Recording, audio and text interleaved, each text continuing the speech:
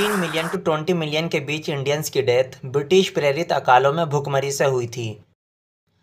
Most famous example of course second world war के दौरान great Bengal का अकाल था, जब 4 मिलियन पीपल मारे गए थे, क्योंकि विंस्टन चर्चिल ने रिटर्न पॉलिसी के तहत जानबूझकर ज़रूरी चीज़ों की सप्लाई बंगाली सिविलियंस के बजाय यूरोपियंस की ओर मोड़ दी थी ताकि वहां भंडारण किया जा सके।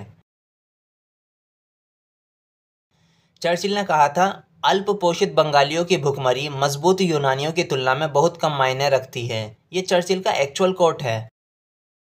और जब कॉन्शियस ब्रिटिश ऑफिशियल्स ने चर्चिल को लेटर लिखा कि इस डिसीजन से लोग मर रहे हैं, तो चर्चिल ने लेटर पर लिख भेजा, गांधी क्यों नहीं मरा अभी तक। इसलिए ये सभी नोशंस कि ब्रिटिश सिविलाइजेशन और कॉलोनियलिज्म के बेनिफिट्स को पिछड़े लोगों तक पहुंचाने के लिए निरंकुशता से औपनिवेशिक उद्यम कर रही थी।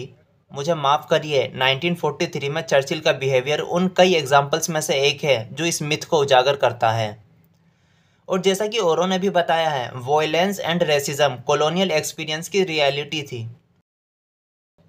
और कोई आश्चर्य नहीं कि ब्रिटिश एम्पायर का सूरज कभी नहीं डूबा, क्योंकि अंधेरे में तो भगवान भी अंग्रेजों पर भरोसा नहीं कर सकते। मैं फर्स्ट वर्ल्ड वॉर का एक बहुत कंक्रीट एग्जांपल लेता हूं, क्योंकि फर्स्ट स्पीकर मिस्टर ली ने सजेस्ट किया कि इन चीज़ों को क्वांटिफाइड नहीं किया जा सकता। चलिए मैं आपके लिए फर्स्ट वर्ल्ड वॉर का क्वांटिफाई करता हूं। इंडियन पर्सपेक्टिव रखने के लिए मुझे माफ़ करना, क्योंकि दूसरे लोगों ने दूसरे देशों के पर्सपेक्टिव से बातें की है। युद्ध लड़ने वाले सभी ब्रिटिश फोर्सेस में 1/6 इंडियंस थे।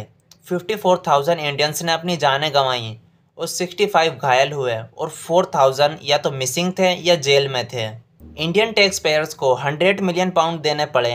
इंडिया से 70 मिलियन गोले बारूद, 6 lakh rifles and machine guns और 42 मिलियन कपड़े सिलकर भेजे गए, और 1.3 मिलियन इंडियंस ने इस जंग में सेवा की। मुझे ये सब इसलिए पता है क्योंकि शताब्दी समारोह अभी अभी हुआ है। और सिर्फ इतना ही नहीं, इंडिया को 173,000 एनिमल्स, 370 मिलियन टन खाने पीने की चीज़ें भेजनी पड़ी। भारत उस समय मंदी, गरीबी और भुखमरी से पीड़ित था, और उस समय जो कुछ भी भारत से ले जाया गया, आज के समय में उसकी कीमत 8 बिलियन पाउंड है। आपको क्वांटिफिकेशन चाहिए था ना, ये रहा। सेकेंड वर्ल्ड वॉर, वो तो और बुरा था। 2.5 इंडियन से लड़े। 1945 में ब्रिटेन पर टोटल कर्ज का 3 बिलियन पाउंड था, जिसमें से 1.25 बिलियन पाउंड्स इंडियंस के थे, जो आज तक नहीं लौटाए गए।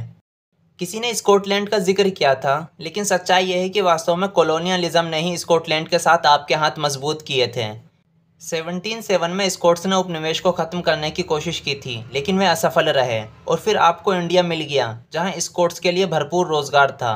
मुझे खेद है कि मिस्टर मैकेंजी को मेरे बाद बोलना पड़ा।